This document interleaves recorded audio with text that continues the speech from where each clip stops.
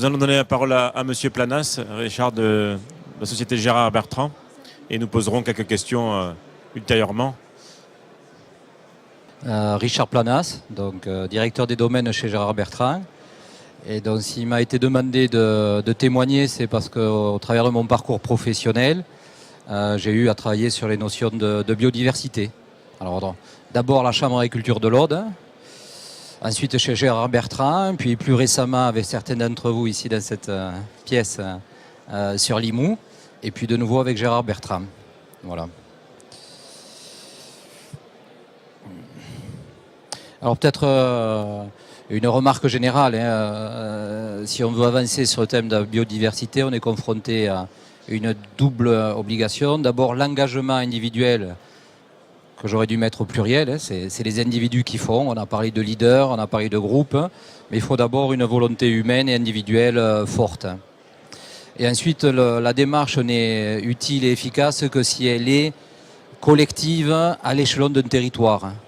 C'est-à-dire qu'une démarche de biodiversité, une démarche de développement, où l'on veut mettre en place de nouvelles pratiques, améliorer la situation, elle doit forcément se gérer à l'échelon d'un territoire. Alors certainement pour ça que la coopération est un très bon support, puisque déjà elle seule, sur un territoire, elle occupe l'essentiel des surfaces. Je dirais également, et c'est pas inscrit sur le schéma, on a une chance fantastique en Languedoc-Roussillon. C'est qu'on jouit d'un milieu naturel merveilleux en termes de biodiversité sur plusieurs sujets. Je ne suis pas un spécialiste. Nous avons là des atouts énormes. Et puis nous avons également, et on le voit au travers des interventions et du boulot que fait le CEN, un accompagnement possible de spécialistes associatifs, institutionnels, dans le domaine de la biodiversité. Et nous avions jusqu'à présent également quelques possibilités de financer ces actions. Donc je pense que toutes les régions de France et d'Europe ne sont pas forcément aussi bien loties. Il faut en avoir conscience. Alors, la biodiversité est témoignage du groupe Gérard Bertrand. D'abord, c'est une conviction très forte, profonde, sincère de Gérard Bertrand, de s'investir et d'avoir une vision globale de notre activité professionnelle, commerciale, mais aussi de production, intégrant la dimension environnementale. Ça, je crois que c'est essentiel.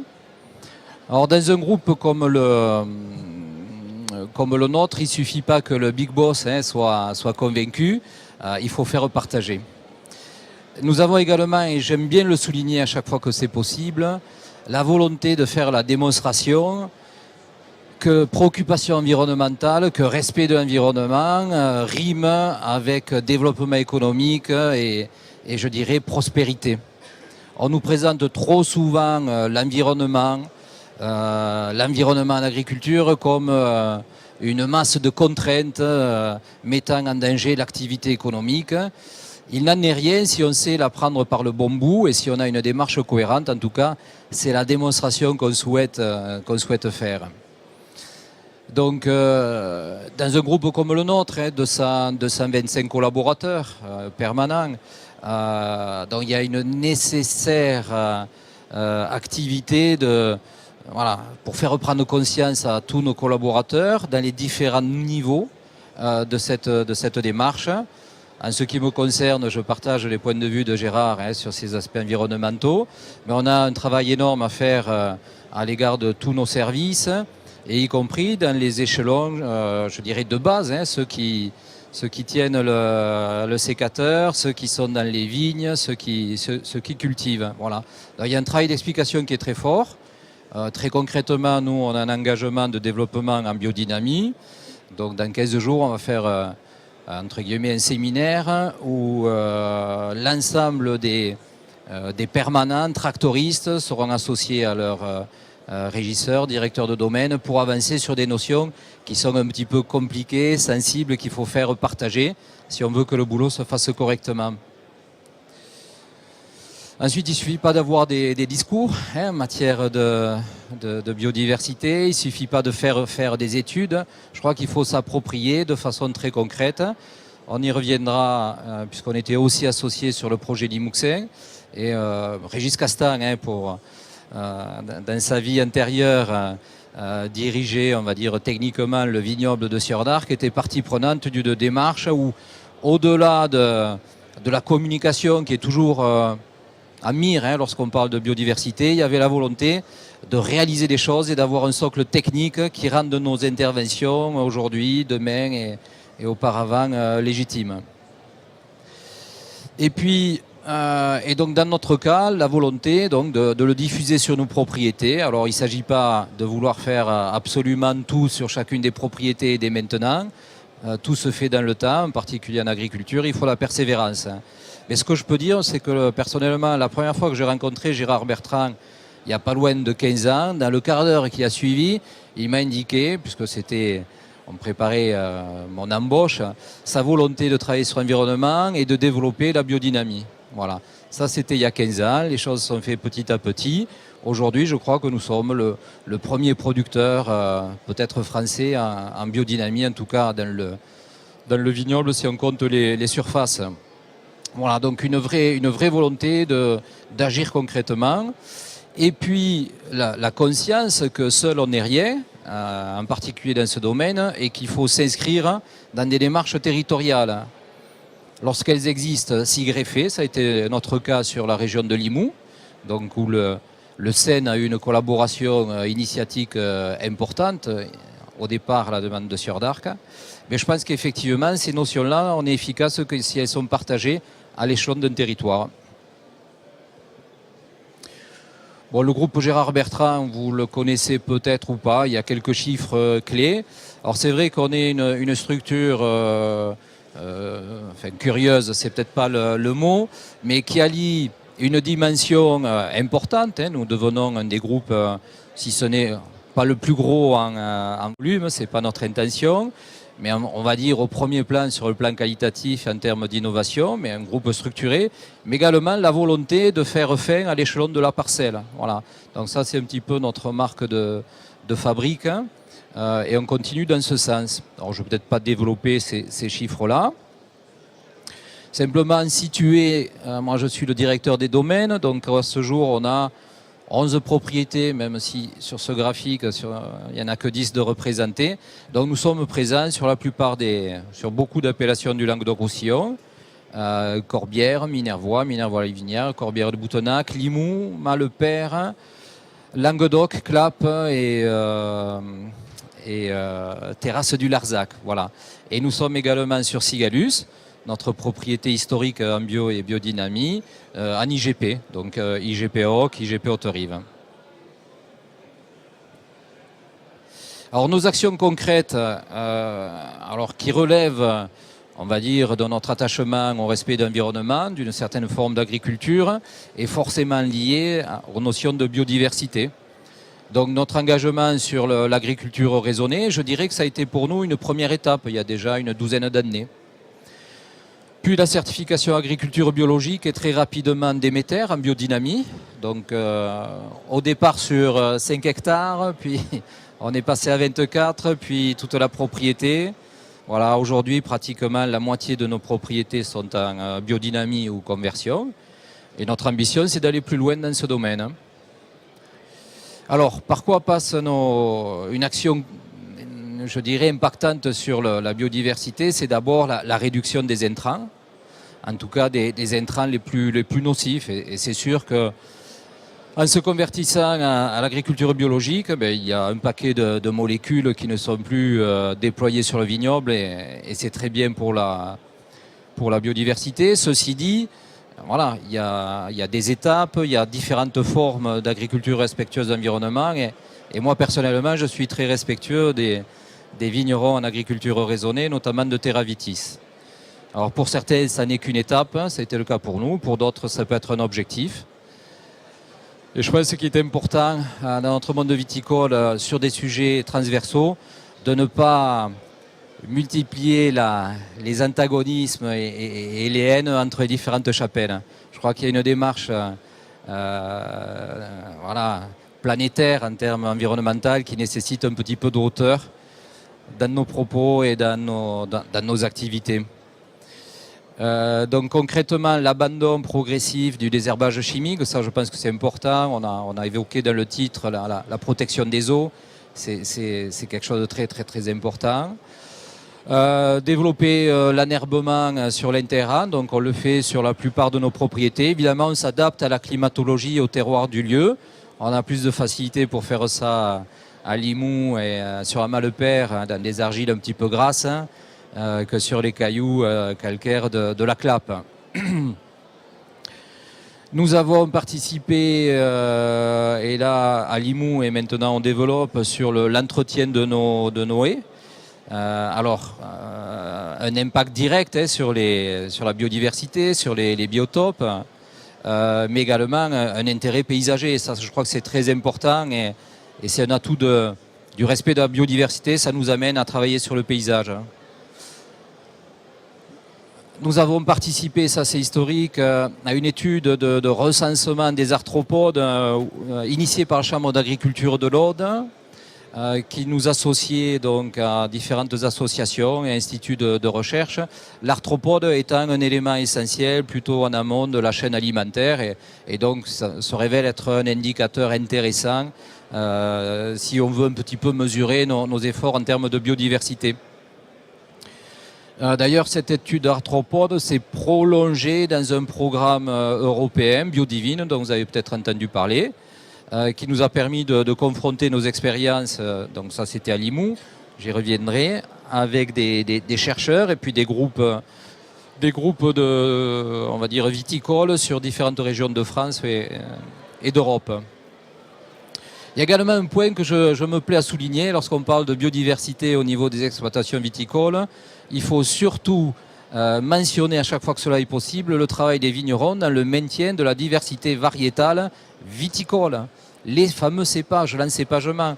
Nous, sur nos domaines, on cultive plus de 25 variétés différentes. Voilà. Et quelques variétés qui, sans être en danger, sont un petit peu sur le reculoir et qui sont des variétés, si ce n'est locales, très, très implantées. Je pense au Carignan, qui n'a pas trop le vent en poupe. Pour nous, c'est un élément associé au terroir de Boutenac, c'est un élément essentiel à la qualité de nos cuvées.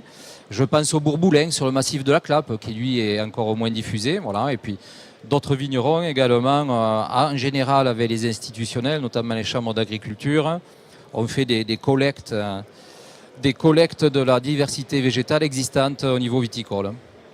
Je glisse également la présence d'une truffière, c'est à la fois un bon indicateur de bonne vitalité des sols et puis ça participe à la biodiversité et puis ça a un impact économique.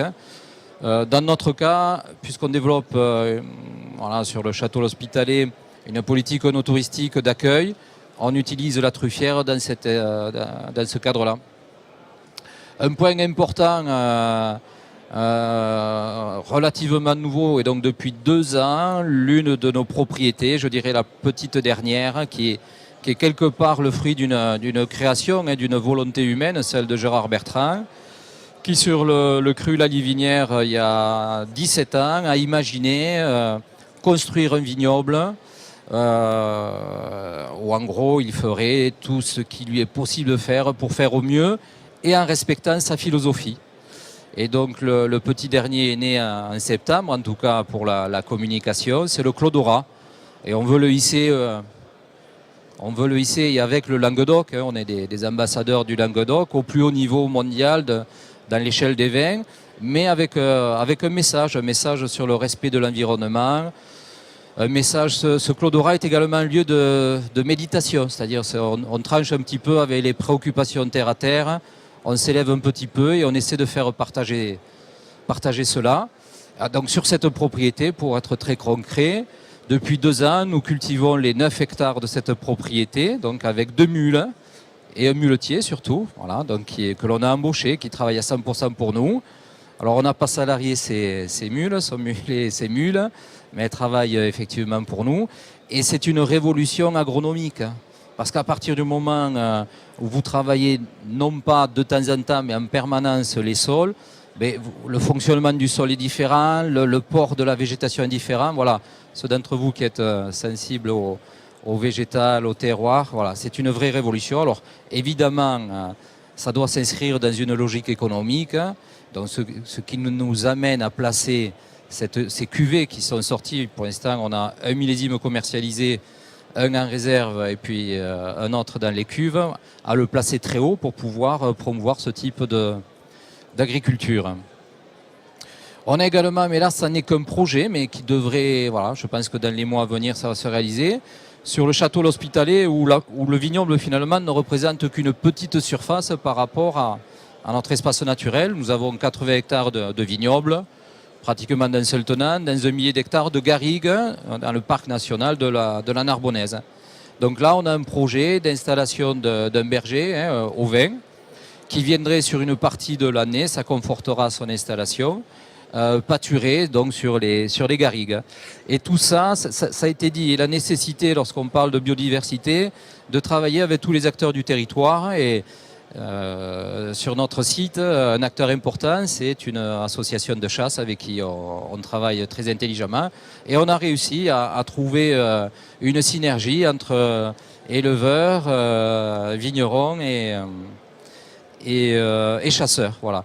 Et ce projet va au-delà du château L'Hospitalet, puisque notre voisin, M. Bousquet, il sera partie prenante, et puis également une propriété des Corbières, le château Lastours. Après, on a engagé quelques travaux qui indirectement nous amènent, avec l'INRA et l'IFV, qui nous amèneront à travailler sur la biodiversité des levures indigènes. Alors, si on fait tout ça, c'est qu'on est mobilisé, hein, on a des convictions, et ces convictions, elles sont étayées. Alors, parce que la biodiversité, ça a son utilité très, très directe. Alors, au niveau technique, un exemple très concret, c'est l'usage à faune auxiliaire pour réguler les acariens prédateurs. Aujourd'hui, je pense qu'on peut se passer totalement d'acaricide, alors qu'à mes débuts, l'acaricide faisait partie de la panoplie classique pour beaucoup de cépages. Chez Gérard Bertrand, je crois que ça fait entre 5 et 10 ans qu'on n'a pas fait usage à ce type de produit. Et donc là, c'est bien la biodiversité qui joue son rôle. Également un aspect touristique qui peut avoir un impact économique lorsqu'on fait du tourisme vigneron. C'est l'impact paysager. Travailler sur la biodiversité, ça a un impact sur le paysage. On a un rôle d'entretien. Et également, ça attire un nouveau public qui vient en faire un séjour de courte durée dans une zone où un vigneron s'est engagé sur des actions de biodiversité. C'est pas neutre. On peut parler d'écotourisme. Et dans notre cas, c'est à développer, puisque nous en avons les outils, les supports. Et au niveau commercial, il est clair que, et c'est de plus en plus vrai, et c'est une tendance plus que durable, le consommateur donc, est de plus en plus attiré par les produits de qualité, notamment ceux qui sont produits dans des conditions qu'il considère écologiquement bonnes. Voilà. Donc le succès de l'agriculture biologique. Dans notre cas, on développe la biodynamie, donc c'est également attractif pour des gens qui s'intéressent à cet univers-là. Donc la biodiversité, voilà, il y a tout un tas de raisons très concrètes qui devraient nous amener collectivement à y travailler beaucoup plus. Pour clôturer, je vous parlerai d'un programme, puisque nous y avons participé, puis j'étais acteur, Régis Castan aussi, qui est quelque part exemplaire. Le SEN nous a apporté une contribution essentielle puisque c'était un diagnostic de territoire qui a précédé la démarche. Et donc c'est un programme qui a été coordonné là encore par le cru Limoux. Quand je dis encore, c'est puisque le cru, l'ODG Côte de Tongue était aussi partenaire de votre démarche. Donc là, une structure qui a un rôle de développement et qui a un rôle territorial. Voilà, et qui a fédéré les initiatives des entreprises, Sieur d'Arc, Anne de Joyeuse, les vignerons indépendants, les maisons de négoce, le SEN, la LEPO, la Fédération de chasse, alors je vais en oublier, l'ICV, et puis ensuite dans un deuxième temps, Biodivine et les crédits. Voilà. Donc là-dessus, il y a eu un programme d'action très, très concret.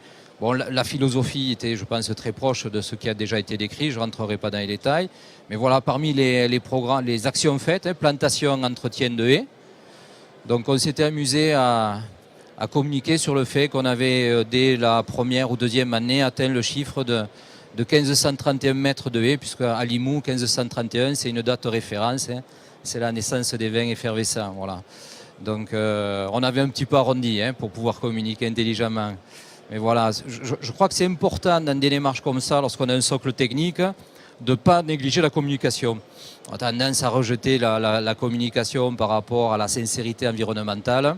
Moi, je ne crois pas. Il nous faut de la communication à la fois parce qu'on a un besoin de convaincre des consommateurs, et donc il faut le dire, mais également en interne, toutes nos démarches ne sont pas, partagées de la totalité de nos vignerons. Donc il faut également communiquer, séduire les vignerons pour que le groupe de départ qui était 20 soit arrivé à 80, et puis qu'un jour à Limoux, il y ait 350 vignerons engagés dans le programme. Donc plantation et entretien de haies, réhabilitation de cabanes de vignes, là on participe directement au paysage. Et puis je me souviens d'une intervention sur une de nos formations hors cabane de vigne, mais on avait fini la formation en prenant une coupe sur une cabane de vigne qui avait été un petit peu cimentée, on va dire. Bétonnée, ce serait exagéré.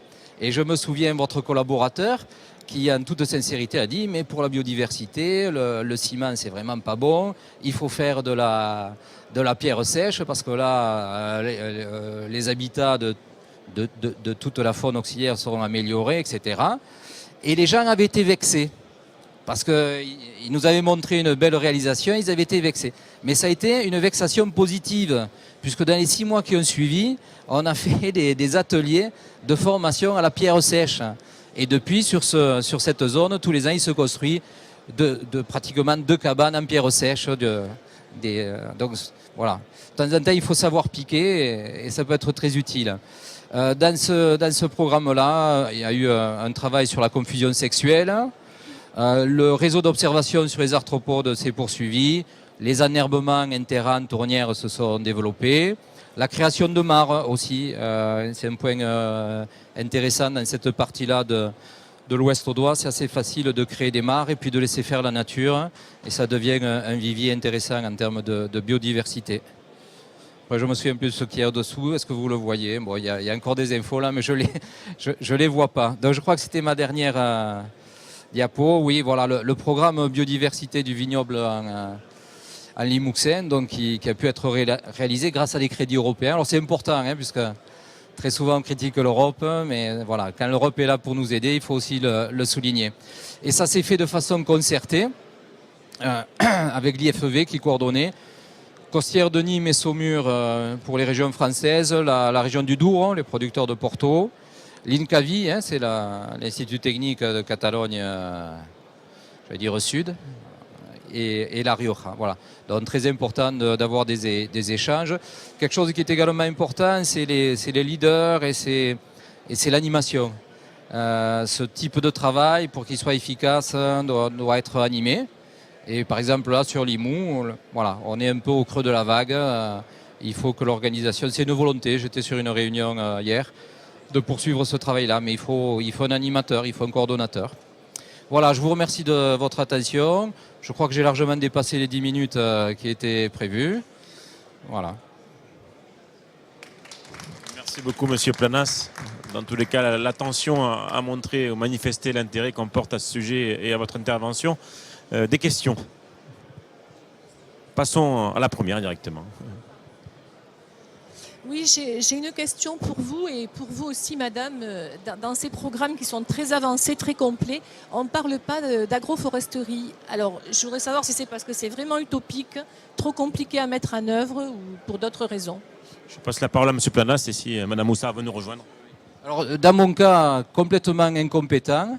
Donc voilà, il faut me fournir des idées, ensuite j'appliquerai.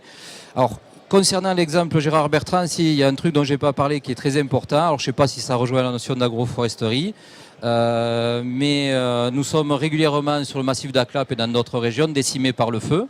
Et donc, on a mis en place un programme de défense contre les incendies pour sauver ceux qui pouvaient encore l'être. Mais ce n'est pas le sujet.